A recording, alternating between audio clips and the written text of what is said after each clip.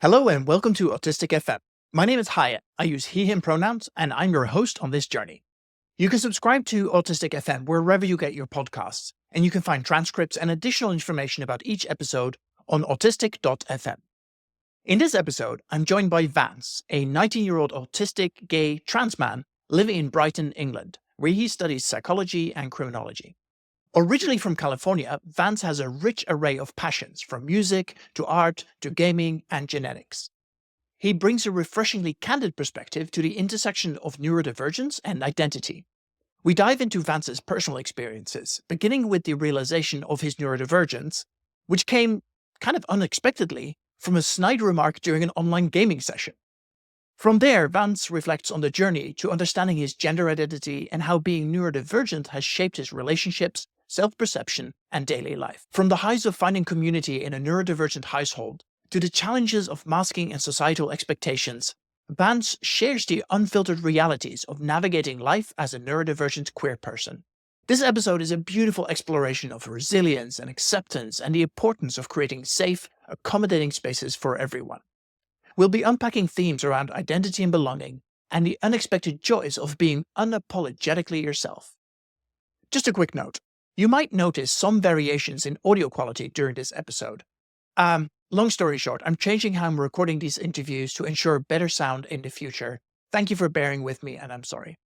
Finally, a quick trigger warning. Among other things, we'll be talking about dysphoria, ableism, and a lot of things around transitioning as a trans person. Please listen at your own discretion. Enjoy the show and let's roll the tape. Welcome on the podcast, and I'm super psyched to have you. Can we start with your name, where you live, and what pronouns you use? My name is Vance. I live in Brighton, England, and my pronouns are he, him, but anything aside from she, her is also fine. Awesome. Okay. That's an interesting place to start. Why is that important for you? I think a big reason why that's important is that initially I didn't come out as a trans man. I came out as non-binary. And then after a while, it's like, that's not right. Go all the way to one side, not just sticking in the middle. But a part of me still doesn't, I wouldn't refer to myself as a man. For all intents and purposes, I would like to be perceived as a man and treated as such, but I wouldn't ever refer to myself in that way. That's not, I am not a man, but I'm a man. That it doesn't make a whole lot of sense. We are 7 seconds into this podcast, and we're already talking about the nuances of gender identity. Yeah, I know. Which is exactly why I invited you, so that's awesome. Feeling one way, but something's a little bit off. Also, I even after coming out as a trans man as opposed to non-binary, they, them pronouns are still fine. And then obviously there are plenty of other pronouns out there, which is one of the reasons I say any is specifically out of spite for all of the transphobic people that go, oh, well, what if I call you it? And it's like, well, yeah, I just said any others are fine. That's acceptable. Right. So they can't be rude about it. That's also part of the reason. Just spite people. Yeah, totally. So I'm going to circle back to the questions I knew I was going to ask you, and then I'll go back to that. When and how did you realize you might be neurodivergent? So that, in a weird way, kind of ties in with the transness, but it's a very roundabout way. So I realized I was on a call, like a Xbox party call with some friends that I don't know if friends is necessarily the right word, but people I played games with frequently during COVID. And it was not long after I'd come out to them as non-binary, and they were quite iffy about it. So I was talking to them less and less at this point. And so they were also kind of making more offhand comments. And it was after this call that I just didn't talk to them anymore. But I joined the call, and one of them asked me a question because they were having some debate before I got on. And one of them asked me some question, and I answered it because I happened to know the answer to it. And I think it was more of a bait question of oh, let's see if this guy knows something. And then I did and explained it to them. And one of the guys just stops and just goes, "Are you autistic?" And I just paused for a minute, and I was suddenly realizing I didn't have an answer to that question, because I immediately looked back at the way I explained that, and I was like, am I? And I think that kind of kicked it off as just being asked by someone, like someone else noticing something was up. And then Well, it sounds like they were kind of being a dick about it. they too, were, right? yeah. It wasn't a very nice conversation, but it kicked off me starting to notice things that I did, and I was like, that is not typical. Like something is different about that, and it's Right. it's not necessarily the way you want to realize that you're neurodivergent, but it's what happened, and it was like that. That's when it's like things would happen. I was like, why do I do that? People don't normally do that. Is what I do not normal? Like. And then I didn't really think about it tons from there, but I started noticing some things. And then over the last couple of years, it became very apparent, especially with the group of friends I had the last year of high school. And it was like, oh, they're all neurodivergent. It was a very peer-reviewed autism of like, Yeah. hey, man, I haven't ever said it, but like, you're definitely autistic, and going, oh, yeah, no, you're right. And even now, like in our house of 6 people, 3 of us are autistic, and at least 4 or 5 of us are neurodivergent in some way. I feel bad for our 6th roommate, who's cis straight neurotypical guy. He doesn't spend a lot of time in the house. I don't blame minority. him. Yeah. Yeah. Well, it's interesting, right? I feel so. Just for the listeners, and if you're comfortable to answer this, how old are you? 19. Yeah. 19. And so I am not 19. Yeah. I don't know if I've actually mentioned this on the podcast yet, but I'm 43 or 44. I don't know. I was born in 81. So my curiosity is, obviously you have a lot more recent experience with high school, etc. And I'm curious, is there a better conversation happening around neurodivergence and around like various neurospiciness? I don't know, better than what? I don't know what my question actually yeah, I was gonna means, say but better than what? I mean, better than extrapolate. better than in the past, yes. But Right. also that might just be a product of where I live, because I'm in Brighton, which is very queer, very neurodivergent, very everything not typical. It's the sort of place that people don't bat an eye, no matter how you're dressed walking down the street. If you tell them any combination of pronouns, they don't even question it. Most people will ask you your pronouns upon first meeting them, which is rare in a lot of other places. Totally. And so I know the answer to this, but I'm going to ask you anyway. Yeah. From your accent, you don't sound British. Well, no, I'm from California, as you would know. Right. I'm here for university, studying psychology and a little bit of criminology. And I'm in my 2nd year, so it's getting interesting. And so are you formally or self-diagnosed neurodivergent? Like when were you diagnosed? How was that process? I am not for you? formally diagnosed, and I probably will never be, because I am trans and gay, and adding a third not typical thing onto that essentially means that if there are a lot of things I ever want to do, certain work, if I ever want to adopt kids, it's pretty much out of the question, especially depending on the country you live in, and having that on a record somewhere is not a good idea for a lot of things. I've got one of the guys I live with isn't diagnosed specifically because in his line of study, if he wants to become accredited for that line of work, if he has an autism diagnosis, he cannot become accredited, like in this country. Wow. Yeah. And after hearing that, because that feels like maybe it's a little bit ableist, no? Yeah, it definitely does. I was actively trying to pursue a diagnosis, and then I heard that and stopped. And went, okay, it was like right before I was about to take it to my GP. And I went, okay, let me rethink this. And I started looking into things a bit more and went, yeah, no, that's not a good idea. Interesting. Well, thank you for sharing that. Yeah. I mean, oof. Yeah. We live in such weird times. We're recording this after the most recent US election, and it threw a lot of people for a loop. I definitely had some, especially trans friends, who were like, "Oh shit, what is gonna happen?" Yeah, it's not good when you get the election results in, and the message you get from your mother is, "I'm glad you're not in the country. Don't come back." And that's a good thing, right? Like, and that's you're being like, "Oh my, I have a good parent telling me this." Like, right? Yeah, I need you to stay 5,000 miles away, please. Yeah. So you mentioned you're in a house full of neurospicy folks. Yes.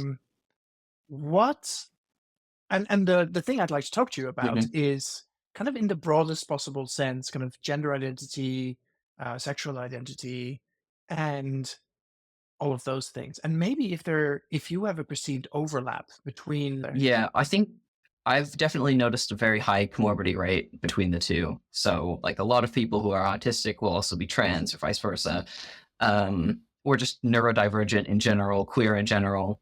Um, of our house, I mean, there's 6 of us. There's our one cis straight neurotypical friend. Uh, 4 of us are queer, and the 5th one is unsure. There's me, obviously, who's trans. One of my other housemates is a trans woman, and she's also autistic. And so, like, I've definitely noticed a big, like, crossover in that. A lot of my friends back in California in high school were queer and autistic, or queer and neurodivergent in some way. Actually, most of them were. And even my friends at the high school before that were. And that's before any of us really knew that we were, like, we all met each other before coming out as trans or gay or whatever. And before most of us knew that we were neurodivergent. And still managed to group together beforehand. Do you have any thoughts about why that might be? I mean, there are definitely some people, like some neurotypical people I get on with just fine, and others that I clash with so badly. And it's not the like, oh, I hate you. It's just I can't be around you because of the way that you are with things, which isn't a bad thing. It just doesn't work with me. And so I think you get a lot of neurodivergent people grouping together because they find other people that are willing to give them the necessary, even if minor accommodations they need. Like, I have a group of friends here, and every Friday we go over to their house and we watch Buffy the Vampire Slayer because myself and one of the other ones has seen it before, and we found out that my boyfriend and the other person she lives with hadn't seen it. And so we're like, okay, the 4 of us, we're getting together and we're watching this, but we always cook dinner because it's Friday night. And we all have very significant, very different food issues. But we're still able to find meals that work together. And then we always have like chicken nuggets and chips or fries in the freezer, just as like a backup of like, if this gets made and people cannot eat it, we'll just throw something in the oven. And it's like, it's just being in that space where it's like, okay, we all have these issues, but we're all willing to just try and find a way around it. And if we can't, then we can make a second meal. Like, it's not that big of a deal. Everyone's going to eat. Right. And just that sort of thing in a lot of situations where it's like, okay, I don't like being in loud spaces, nor does anyone else here. Maybe we'll go to a quieter area, or we'll find someone with a pair of headphones or noise-canceling earbuds for this person to wear briefly, or like we'll dim the lights because they're too bright, or whatever that issue may be. And it's just, I think it's because you can find a place where people aren't judging you for your like little issues with things, and they just go, oh, well, we can just solve that problem. Like, it's not a big deal. You don't have to deal with it. We'll solve the problem. Everyone can be happy. You know, we can leave early, whatever it is. And so I think that's probably why, even when, if you don't know you're neurodivergent, why you might group with other neurodivergent people is because you get those accommodations that you might not get in your everyday life otherwise. Totally. And how does that intersect with gender identity? I think similarly with just having people around you who are willing to use your correct pronouns, who are like just actually accepting of who you are, even if you might not look like your identified gender yet, or if you might not behave in ways that are like typically male or typically female. And just having those people around you who are very accepting and just willing to understand, or even if they don't understand, just going, okay, that's fine. I don't understand, but you're good. We have no problems here. Like, and I think that combination of when you have multiple things that are not typical, so if you're trans and autistic, like finding other people who are willing to just see you for you and work with that, as opposed to making you change to fit into their box that they want you in for some reason. The way I had looked at this, and maybe this is completely wrong, but to me, it makes a lot of sense that autistic folks are more likely to be queer or trans, because I feel like I have to examine everything in my life anyway. Yeah, right. I definitely and one see of the that. things I examine is like, hey, I definitely see that. Like, the examining it. Like, oh, I see something online. That's interesting. I've never heard of that before. I wonder if that applies to me, and over-examining that, even if it doesn't apply, even if you go, oh, that's not right. Right. But like, that's one of the ways I figured out I was trans is I saw something. I was like, I've never heard of non-binary before. Let me look into this. So like going down an internet rabbit hole and just suddenly going, all of this applies to me. Why does this all apply to me? And just with a lot of things, like, yeah, over-examining aspects of your life that normal people wouldn't necessarily overanalyze. And then also just that you already don't fit into a lot of typical boxes, so you're more likely to be okay with fitting into even less boxes. No, that makes a lot of sense to you. Yeah. To you, to me, that makes a lot of sense to me. Both of us. What was your journey to discovering that you were trans? Let's see. I mean, one of the things I mentioned was just learning about it. It wasn't the first time, but prior to that, I had only ever met trans women, which obviously doesn't apply to me. So that didn't do me any good. And I had very good introductions to trans people. Like as a kid, I remember going to the game store with my dad, and he said, "Hey, you remember this guy I used to play Warhammer with?" And I was like, "Yeah, I remember him." And he's like, "Well, okay, well, her name's Willow now, and she's over there," and like points, and there she is sitting there. And I went, "Okay."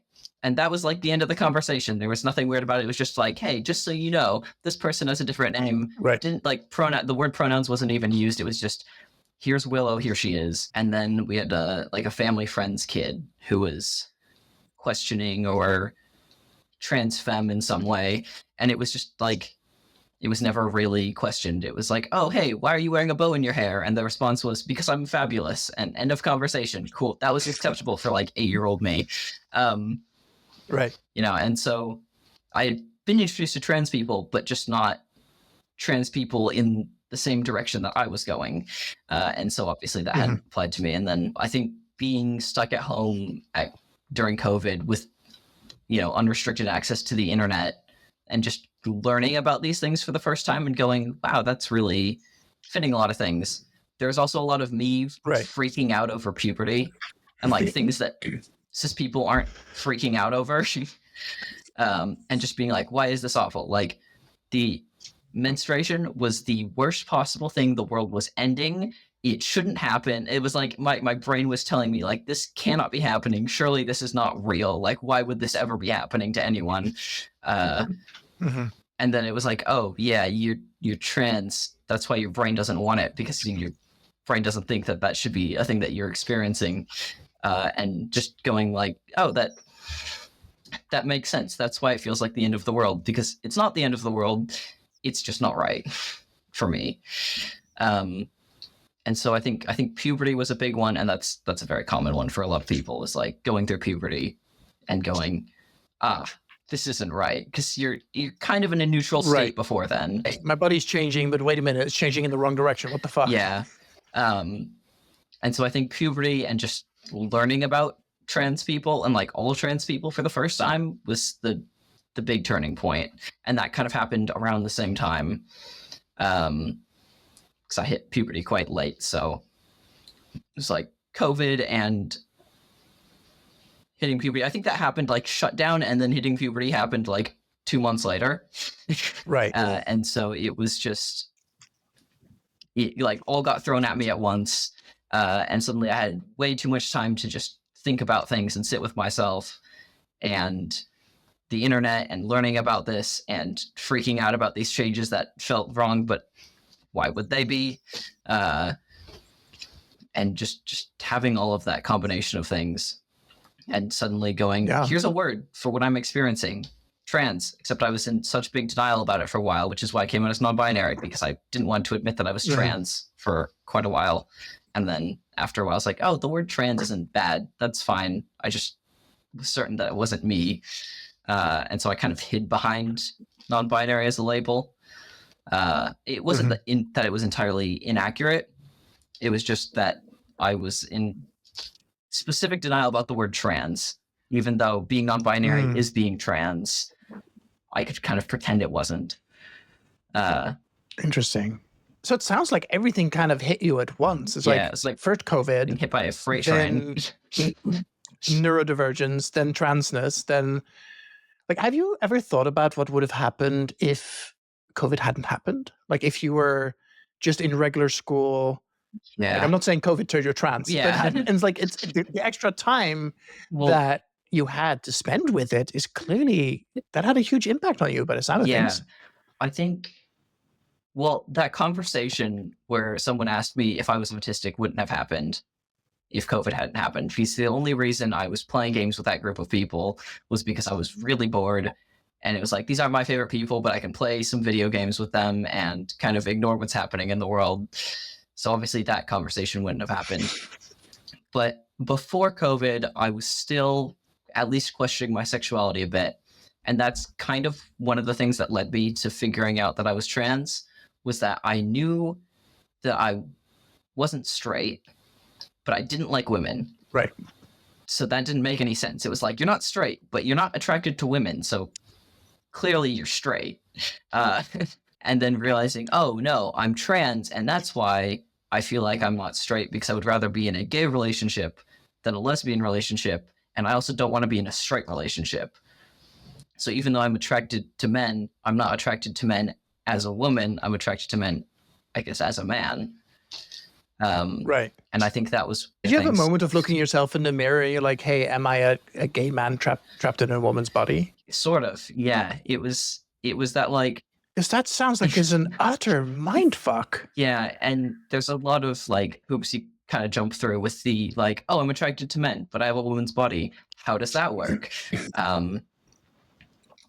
I kind of made a joke with myself for a while of like, oh, if you just date a bisexual man, it won't matter, because like he'll be attracted to you for you, but also won't have any hang-ups about the fact that you have like different body parts. And then I did that, so Right. It's worked out quite well. Right. I mean, that's awesome. But it's interesting, right? Because for a hot second there, as a then woman attracted to men, you were super conforming. Yeah. And yet internally, clearly that's not what was happening for you. Yeah, and I hadn't been interested. I hadn't had really any crushes on people or been really interested in people. And a funny thing is, I had a friend back in high school who, not long after I first met him, had asked me out to like one of the school dances. This is like middle school, and I turned him down. Right.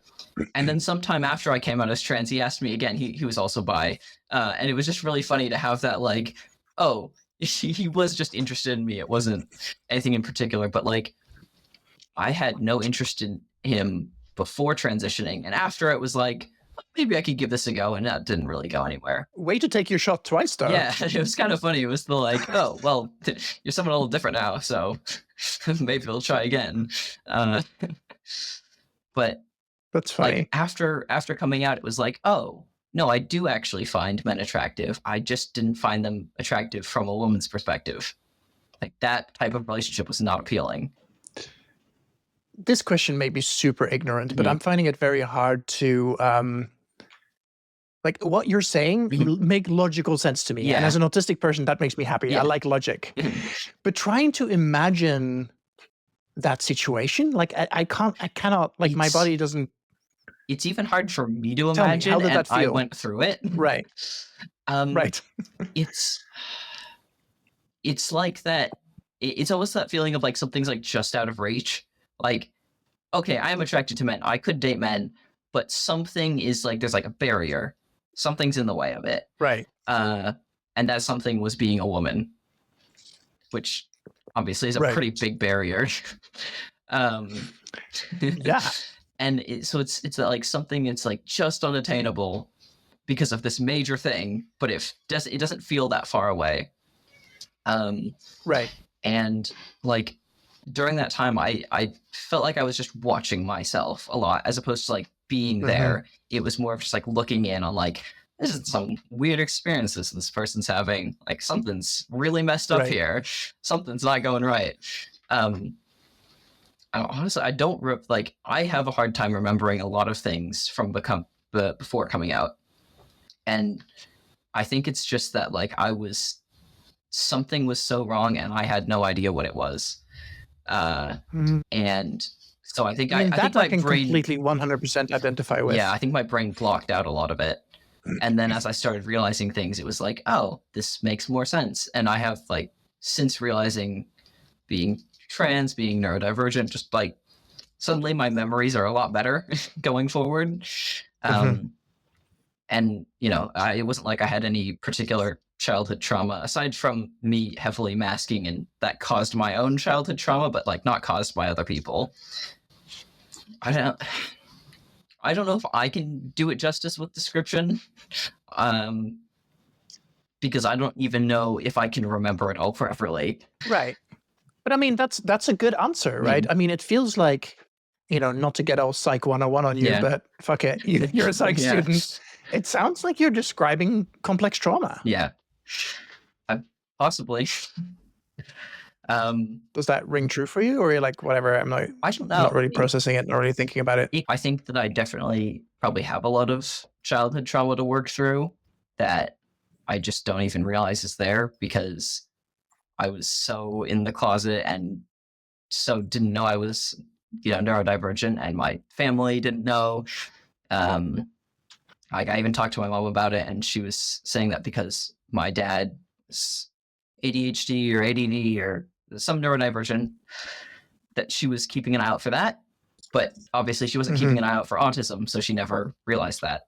And also we had a good family friend, one of her friends, whose son was like textbook white boy autism, and I was friends with him. And so obviously comparing me, a son of female at birth, being raised, socialized as a girl, to him was very different. He's the sort of kid who would only eat cheese pizza and was like obsessed with film. He's like studying film in college now.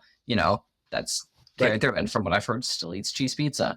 And so comparing that to me that's not comparable. Like, even though we're both autistic, it's so different. And so it wasn't pinpointed until I pinpointed it myself, because it was just like, people were watching for it, but they weren't watching for it in the right ways. They weren't looking for the right thing. They weren't looking for someone who was AFAB presenting those symptoms of it. They weren't looking for autism specifically, just some neurodivergence. They weren't looking for, someone who has lower support needs. They were looking for someone who has really high support needs. And so just like all that combination of things meant that like I went through most of my childhood masking really heavily in a lot of ways. And I was also an only child, which I think had a big impact on it. I think if I had siblings, it would have been way more obvious. I think I would have had meltdowns a lot more, because I saw the way that my friends that had siblings interacted and like how they'd steal stuff from each other. And I think that would have put me into like constant meltdowns if I had a sibling taking my things and destroying my things. And like invading my personal space. But because I could go sit in my room and play with my toys silently for hours, it was like, well, he's just a good kid. A little shy. Yeah. Yeah. And so I think it went unnoticed just because of a lot of factors in my life that were kind of out of anyone else's control. And so how does your neurodivergence show up now? If somebody says, hey, how do you know you're autistic? Like, what are the things that make you go, oh, actually, it's super obvious, and here's why? I mean, the food issues, I am very texture-based eater in a lot of ways, but not always the textures that you expect. Like, I really like Jell-O, and I've heard a lot of autistic people hating Jell-O because of the texture. I grew up just eating constant fruit and vegetables. And so instead of being like, oh, I only like pizzas and ovenable, microwavable foods, or, a lot of the more like carb dense foods, I dislike a lot of those a lot more. Like a lot of people's comfort foods are foods that I can't stomach. I don't like burgers. I don't like meatloaf. I don't like a lot of those really dense, just generally dense foods. It like makes me feel nauseous.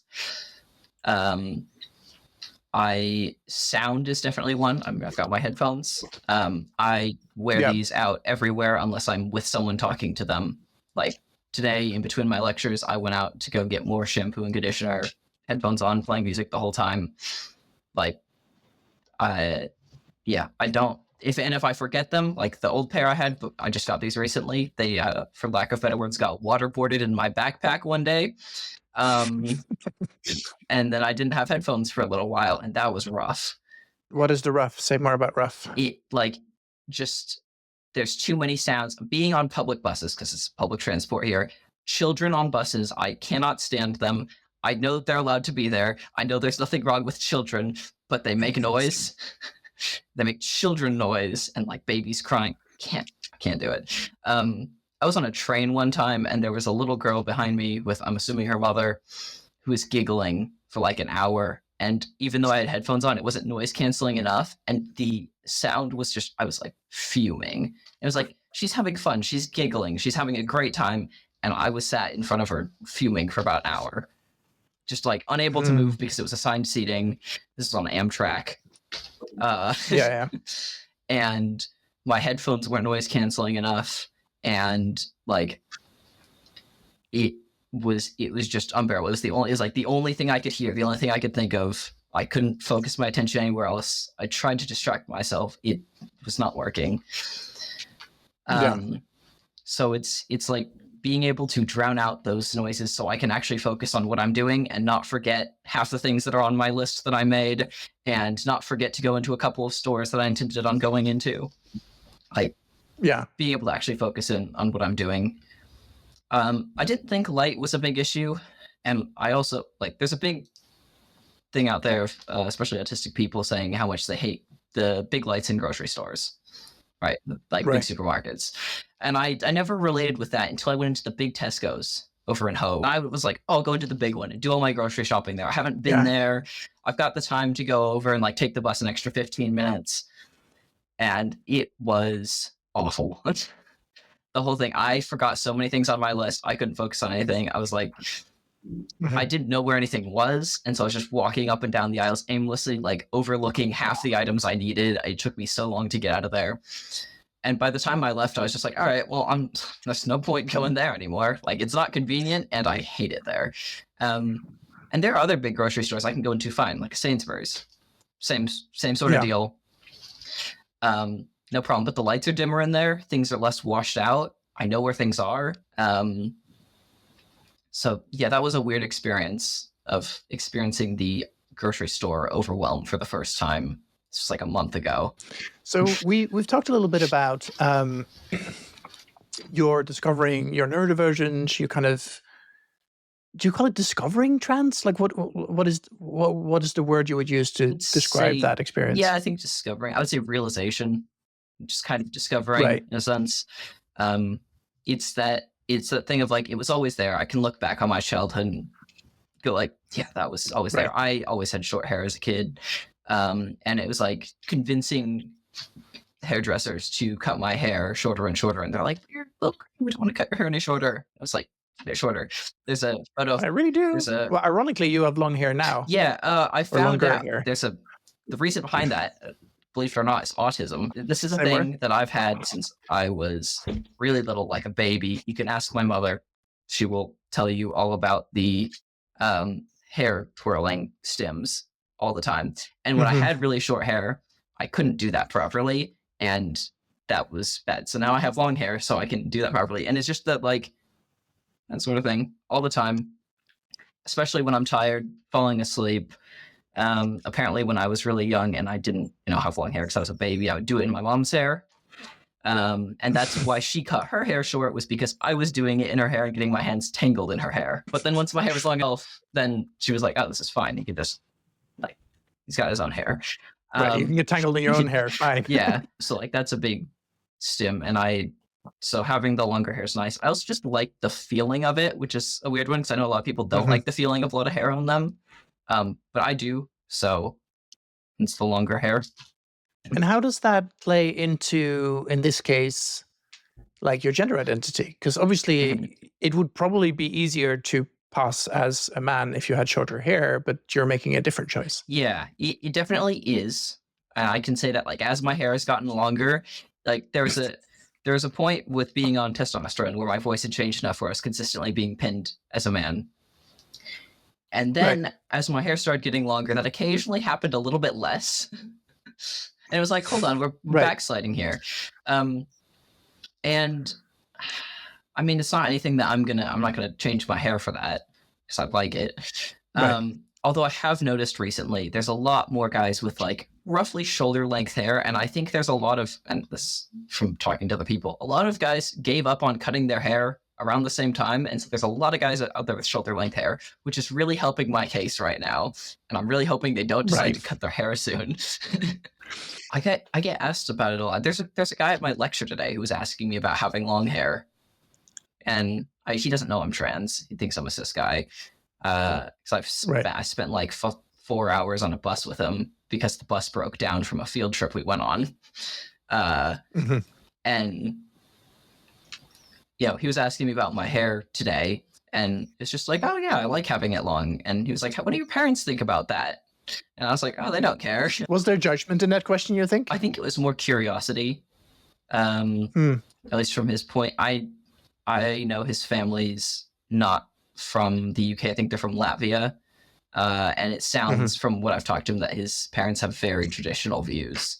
And so I think it was more of that, like, he lives with his parents still. His parents probably would not like that on him. So he was curious as to like, well, here's a guy with long hair. What do his parents think about it? And just hearing that, like, oh, they don't care. They could not care less. Yeah.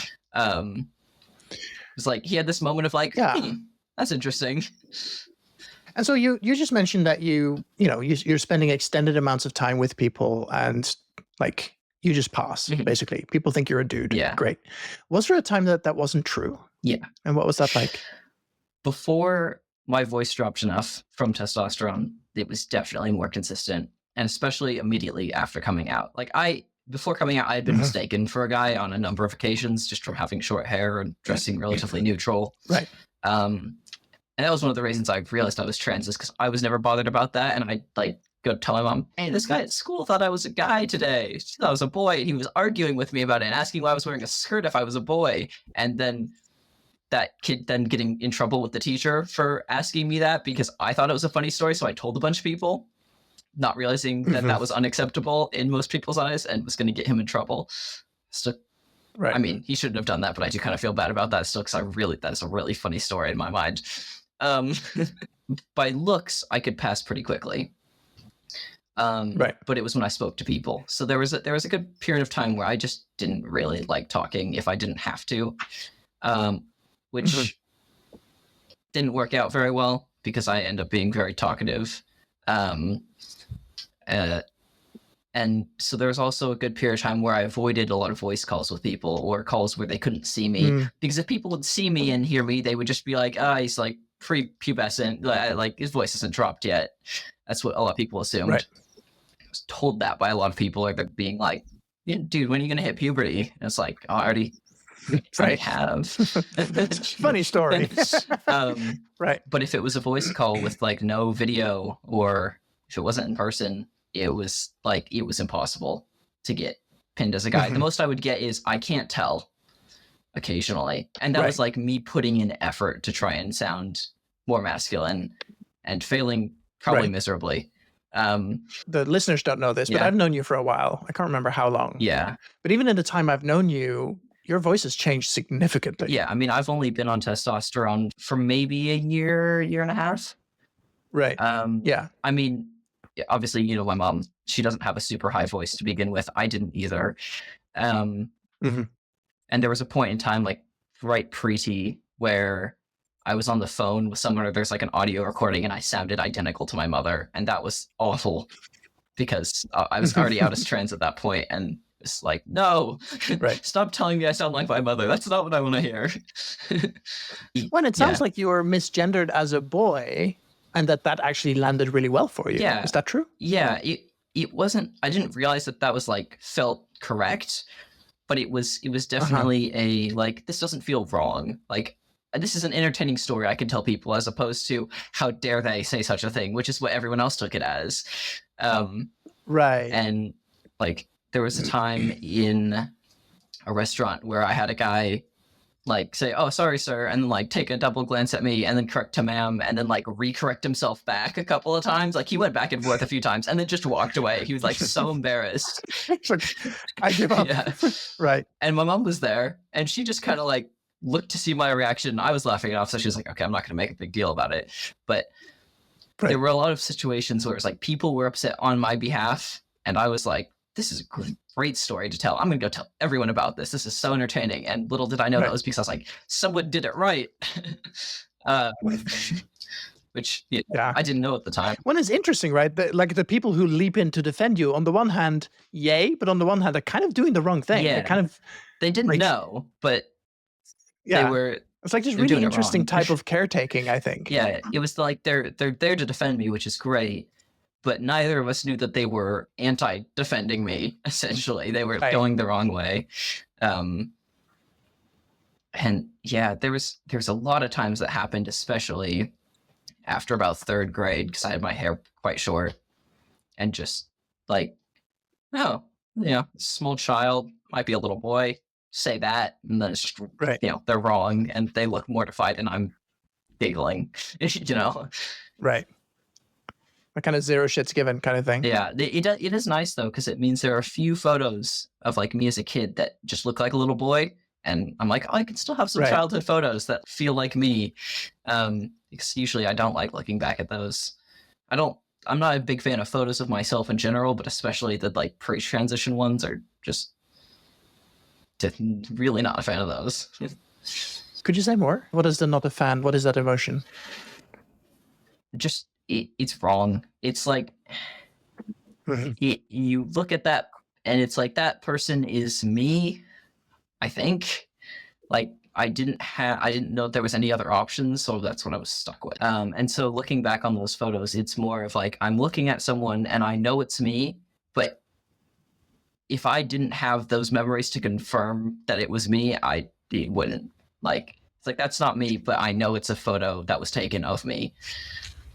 Yeah, no, I get it. Yeah. So did you, like, just kind of establishing the timeline a little bit, when like your neurodivergence and your trans identity, like how did they show up time-wise? So I originally came out as non-binary at about 14, and then within the year I'd come out as a trans man. And some point in that period, after coming out as non-binary, before coming out as a trans man, is when I started. That's when that question was popped to me of the, are you autistic? And that's when I kind of started to realize, but at that point, I think I was so deeply involved in figuring out my gender identity, I kind of put on the back runners. And one thing at a time. Yeah. And it wasn't until after I'd like solidly came out as a trans guy that I was like, okay, I can pull this back up, start looking into this more. And so I was probably about 16 when I like really solidly realized, where it's just like, okay, I'm definitely autistic. This isn't a question anymore. This is a definite. And that was around the time where I like mentioned the idea to some friends and they're like, yeah, you didn't know that already? Like, clearly. What, the trans piece or the autism piece? Autistic piece. Yeah, the like mentioning it to some friends. I'm like, oh yeah, I think I'm autistic. And they kind of went, yeah, we all knew that. It was about time you realized that. Like, it's been waiting on you. And then I got to watch another friend go through that too, which was quite funny because she was one of the ones who had said like, oh yeah, we all knew you were autistic. And then she finally came to that realization for herself and we're like, yes, we knew for so long. It was so clear. We were just waiting on you. I had a similar experience when I started talking to people about it, especially when I was really doubting myself and I was talking to people who knew me as like, who've known me for a long time. And I'd be like, hey, I have this curiosity. I'm wondering if I'm neurodivergent. And they just laugh and be like, yeah, duh. Yeah. It feels like this weird cosmic joke. Like, why am I the last person to find out? Yeah, it's like, why did everyone else know? Like, this is me. I should know this. And then you realize that you're the last person to know somehow. It's like you're the last one in on the joke, but you were the joke. Yeah, for sure. I feel like we didn't really get into the neurodivergence and trans like overlap piece. But it feels like you kind of just... Those came about for me quite separately, I think. But there's definitely a lot of overlap. And I think the biggest part is just nonconformity. Like, oh, you're kind of that like, not like other girls sort of thing, except I'm not like other girls. I'm a boy, and also I'm autistic, so that might be it. There was a lot of like, oh, you're really different, was what I got told a lot. Like, you're really different. And sometimes that was in response to like, you're doing this activity that's not typically a girl's activity. And sometimes that was in response to, why are you just doing this thing? Like, it has nothing to do with gender. Just you're being weird. You're being different. Why are you doing that? Do you have an example? Ooh, that's a good question. I don't know if this was something that was ever commented on, but this is something I can think of at least. Is I have to follow routes. If I've gone a place for a particular route, I have to go that same way every time. So, like, when we go to my grandparents' house in Davis, we used to drive down this particular road and we'd go towards this field and then we'd turn onto their street. And then one day my parents started taking a different route and they started going through it backwards in the neighborhood. I'm not the one driving. I'm in like the backseat of the car. And I couldn't stand it. I was like, why are we going this way? Can we go the other way? Can we go the other way? And just that, like, why do we have to go that way? Why do you think we have to go that way? I didn't have an explanation at that point. But it would be things like that of like, oh, I'm going to take this route to get somewhere, or I'm going to do this thing in this very particular way. And just a lot of comments from other people of like, why must you do it that way? Like, why is this necessary? Why can't you just do what everyone else is doing for this moment and just go the other direction? And not having an answer to that.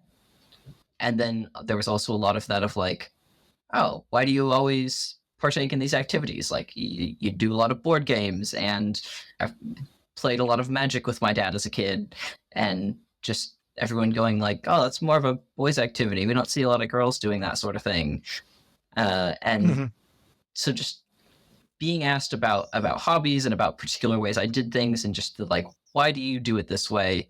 Why are you doing this? Why do you have this hobby? Like, as if to say you shouldn't. Right. And just not having an answer for any of those things for the longest time. And then all of that stuff kind of came together around the same time, and just like having those answers and just being like, oh, this is why I do things that way. This is why I have these interests, or why, I like this thing instead of this other thing. And you're like, why I might act a little different, or I'm not super feminine all the time, or I just realized I was talking and I was like, I don't know where I'm going with this anymore. So one thing I wanted to kind of ask about earlier, and then I felt a little shy, and I'm just going to ask, and then you can tell me to fuck off if you don't want to answer the question. Like, you mentioned at some point that you were like, hey, I was attracted to this person, but as a man, not as a woman. Could you say more about that? Because I think that's incredibly fascinating. Is that like a sexual thing? Is that an attraction thing? Is that like, I don't have the right parts to do what I want with this person? Or I don't know if the body parts play into it as much. I mean, it's definitely a factor. Right. But like, I don't particularly experience a lot of what people call bottom dysphoria. So like, lower genitals are, yeah, I'm not really a big fan of them, but I don't think changing it would make it any better. So I'm just not going to bother. I do have a lot of dysphoria around top, so breasts. I mean, I'm actively pursuing top surgery as it stands now. So I don't think it was that as much. It was like, I didn't want to be treated as a woman in a relationship. If I was talking to someone now and it turned out that they were perceiving me as a woman, I think I would stop immediately, in that sense of like, okay, you're perceiving me in the wrong way. That's not going to work out in this relationship. That's gone. Like, unaccepting of transness aside, like that particular perception. I went to a club with a friend while I was back in the States over the summer. And it was supposed to be like, it was like an 18 plus queer night. So I was like, oh, she wanted to go. So we went to that, and it ended up being almost entirely queer women there. And like the token straight boyfriend, or like the really obviously gay men, and then me. And so because of that, I got perceived as a woman most of the night, because I wasn't falling into one of those two other categories of men. And I got hit on by so many women there. And it was just that, like, no. I get why you're seeing me this way. I'm not offended by this. It's just like, this is not the attention I want to receive. I don't want to receive attention as a woman. That's so not right. Like, it just feels very wrong. And kind of like icky almost. I think it's really interesting that you drew a distinction between top and bottom dysphoria. And I have this sense that, like, the autistic experience in general is about a lot of discomfort. Yeah. Right. You mentioned sitting in a car, taking a different route. You didn't go into specifics for what you were feeling, but I have been there. I have felt that feeling of like, oh, something is wrong. It's like incredible, like anxiety or nausea or whatever. It's like, hey, something is wrong here. And I feel threatened. I feel scared. That like something is like, is that what your body dysphoria feels like? Or is it distinctly different from that? I think in some ways it is. I think there's a lot of like, this is just wrong, get it away from me. Right. But also that sort of thing of, unlike uncomfortable situation in a car, where it's like, okay, you get to where you're going. Yeah, you went the wrong way. It was awful while it happened, but you're there now and you can kind of move past it. Right. It's just with you all the time. Turns out body parts are generally attached. Yeah, there is that fact. So instead of it being like, oh, I can leave the store because the lights are too bright, or it's too loud, I can cover my ears or put some headphones on.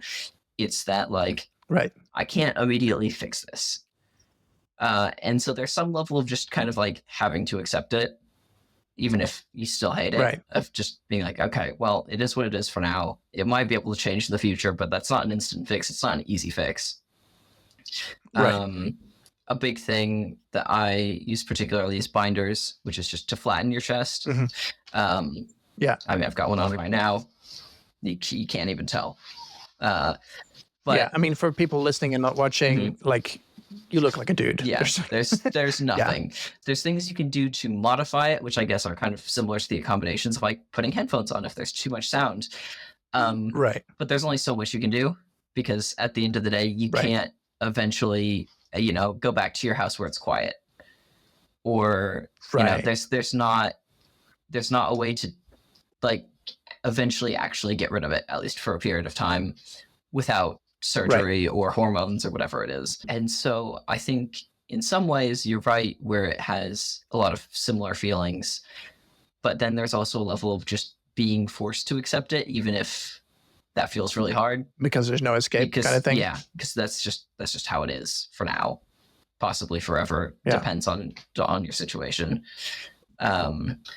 So yeah, I think the feelings you described would accurately describe it.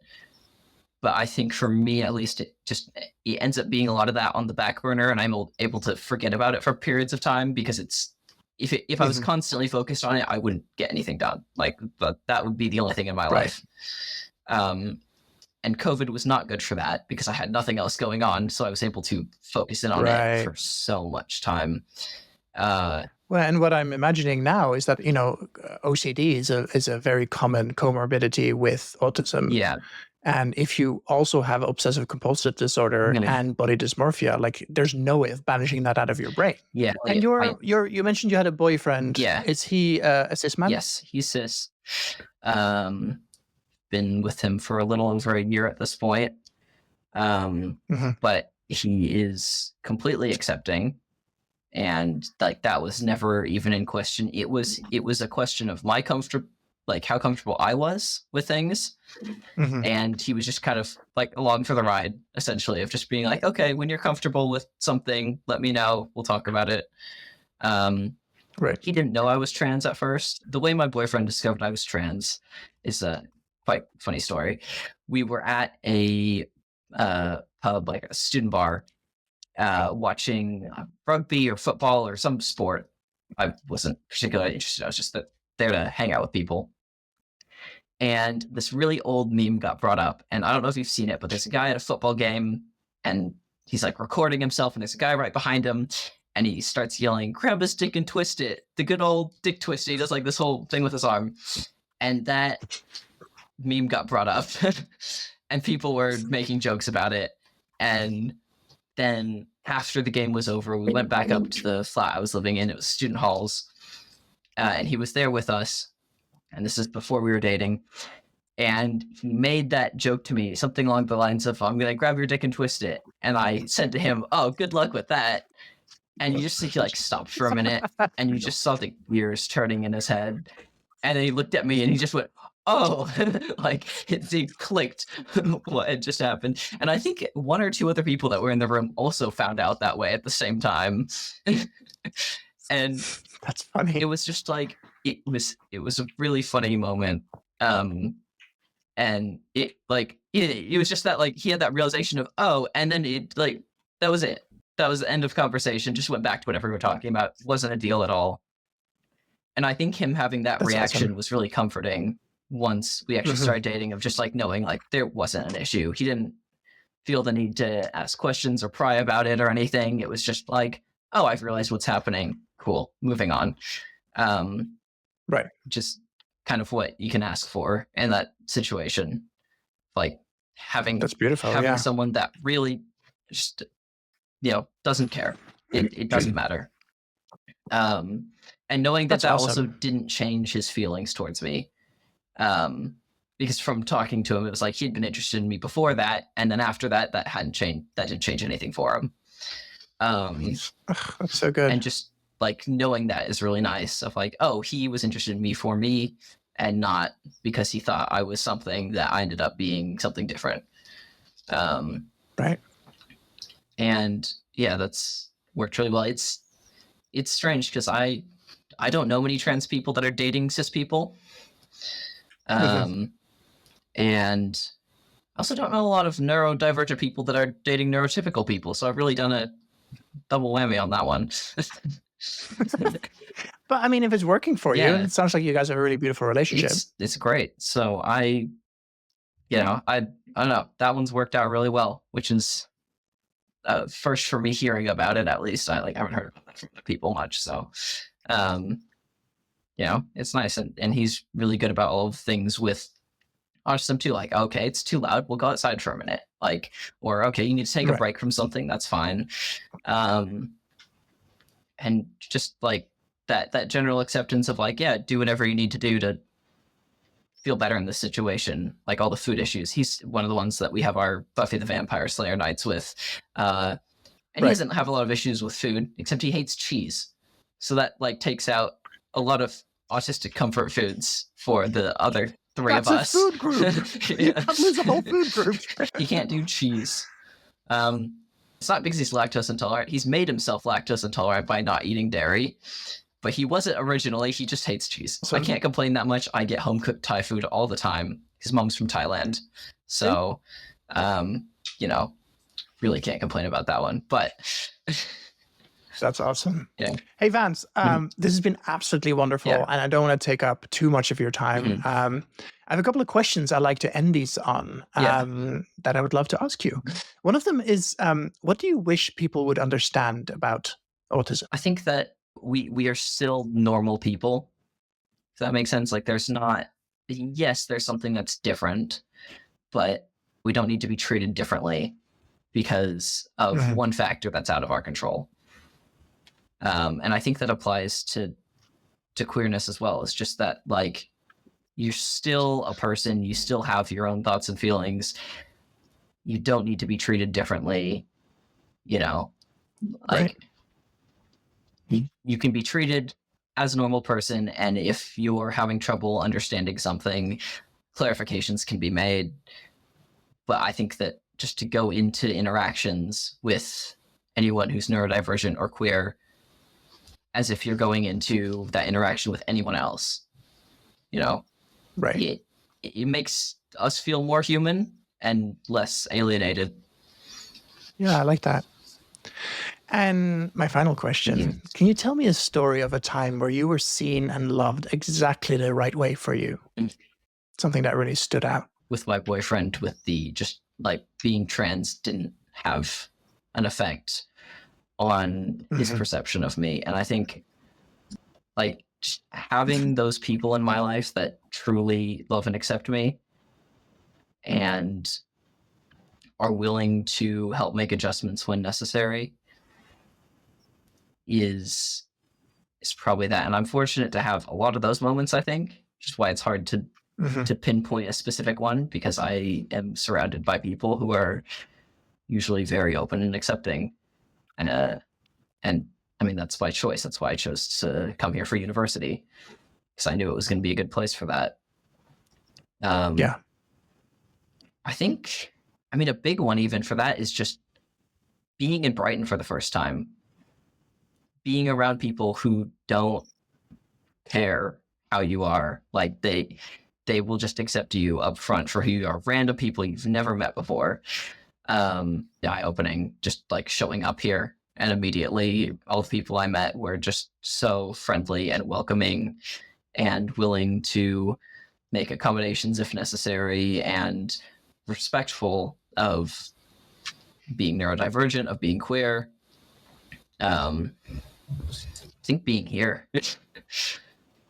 Yeah. Beautiful. Thank you so much for taking the time to come on the podcast.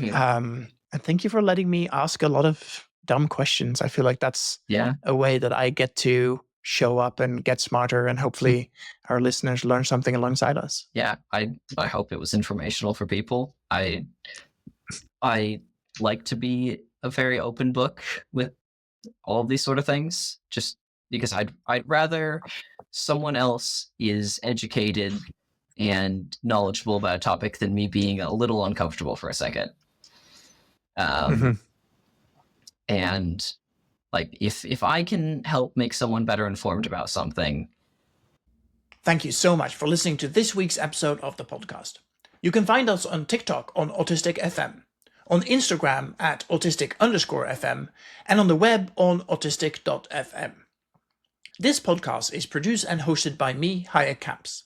If you know anybody who would be a great guest on the podcast, please don't hesitate to get in touch. You can email us on hello@autistic.fm or reach out via the socials. See you next week.